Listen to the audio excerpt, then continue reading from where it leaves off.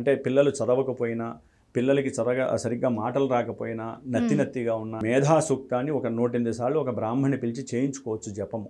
ఆ జపతీర్థము వీళ్ళు సంప్రోక్షణ చేసి తీసుకోవటం ఇంకా విశేషమైనటువంటి వారి ఇంట్లో సరస్వతీదేవి నాట్యం ఆడుతుందని చెప్పుకోవాలి.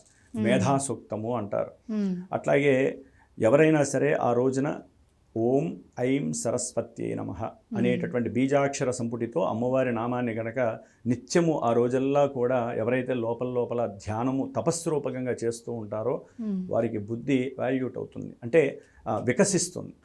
బుద్ధి వికసించటం అంటే ప్రపంచాన్ని ఏలటమే, ప్రపంచాన్ని గెలవటమే అని అర్థం. ఆ బుద్ధి కుసించుకుపోయినప్పుడే మన చుట్టూ మన జీవితం తిరుగుతూనే ఉంటుంది తప్ప ప్రపంచానికి మనం ఎవరో తెలియదు. అందుకని ఈ యొక్క ఓం ఐం సరస్వత్యై నమః అనేటటువంటి ఈ నామాన్ని ఎవరైతే లోపల స్ఫురణ చేస్తూ ఉంటారో వారికి విశేషమైనటువంటి చదువుకునే వాళ్ళకైతే విద్య లభిస్తుంది. జ్ఞానము కావాలనుకున్న వాళ్ళకి జ్ఞానము, బుద్ధి కావాలనుకున్న వాళ్ళకి బుద్ధి. ఇవన్నీ కాదు, యశస్సు, తేజస్సు, అఖండమైనటువంటి ఐశ్వర్యము. మరి మనం సరిగ్గా మాట్లాడితేనే కదా అవతల వ్యక్తి నుంచి ₹1 వచ్చేది. ఆ మాట రావాలంటే బుద్ధిని కరెక్ట్గా ఉపయోగించాలి. అవతల వారి యొక్క మనసులో ఏముందో తెలుసుకునే శక్తి ఒక బుద్ధికి మాత్రమే ఉంటుంది.